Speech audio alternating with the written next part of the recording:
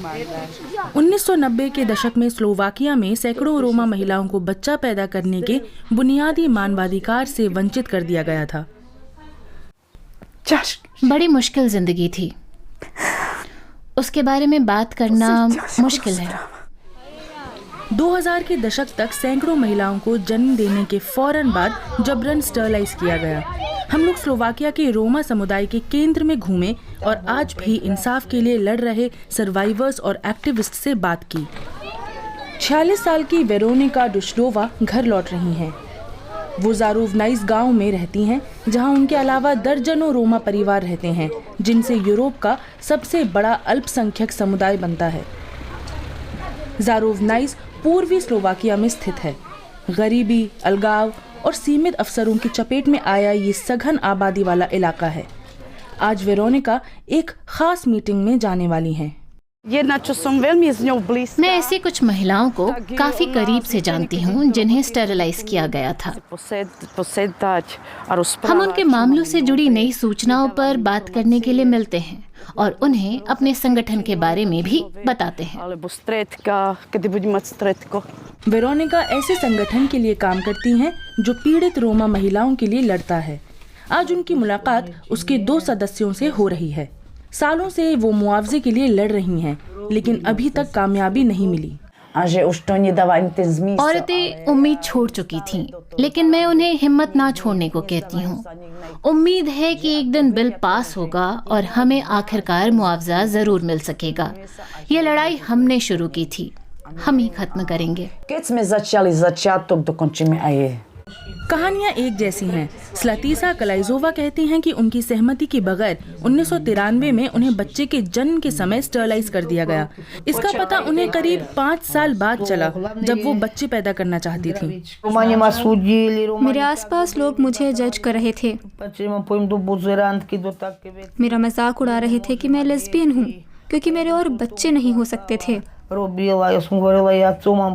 मैं लगातार रोती रहती थी, लेकिन कुछ नहीं कर सकती थी। भगवान की मर्जी थी।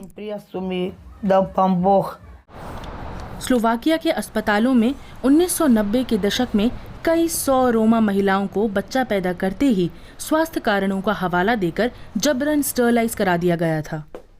वेरोनिका की कहानी भी यही है। उन्हें दूसरे बच्चे के बाद ये स्थिति भुगतनी पड़ी।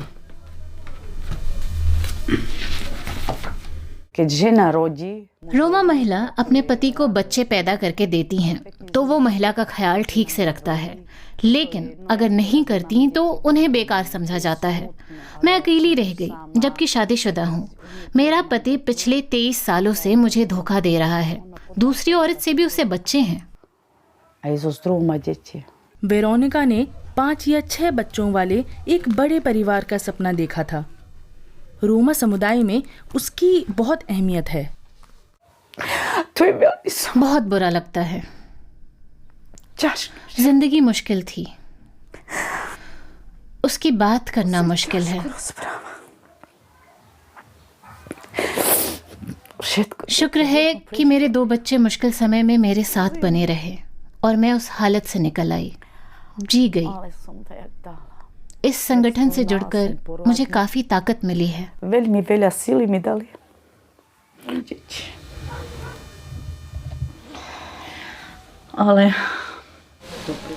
संगठन कोश्चीज में स्थित है। वेरोनिका यहाँ सप्ताह में 3 दिन काम करती हैं। आज वो अपनी वकील से मिल रही हैं, जिसका कहना है कि सबसे बड़ी बाधा मेडिकल रिकॉर्ड हासिल करने में होती है, जो उनके साथ हुई वारदात का अहम सबूत है।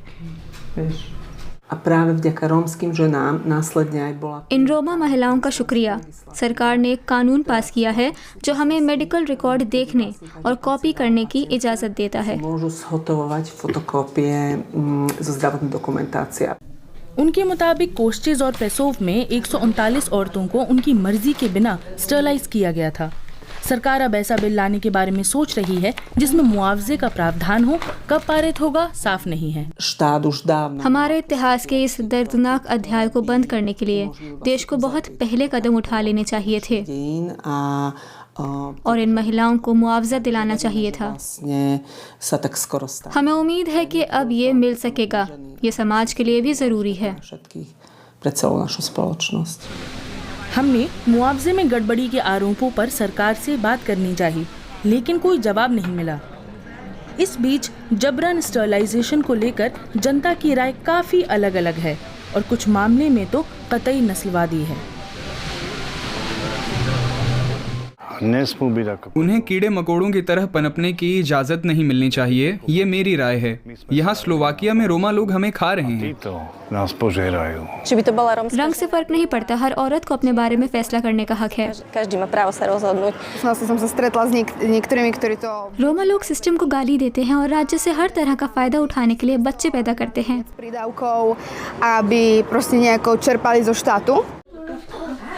वेरोनिका इस किस्म के पूर्वाग्रह को काफी करीब से जानती हैं, लेकिन अपने बच्चों और नातियों से मिलकर हर कड़वाहट भुला देती हैं। नाती पोते होना इतनी बड़ी खुशी होती है। मेरी नन्ही स्टेल्का कुछ हफ्तों में 1 साल की हो जाएगी। वेरोनिका को भरोसा है कि उन्हें जल्द ही अपनी तकलीफों का मुआवजा मिलेगा। अगर मिला तो वो उसे अपने लिए नहीं रखेंगी, बल्कि अपने नाती पोतों को दे देंगी।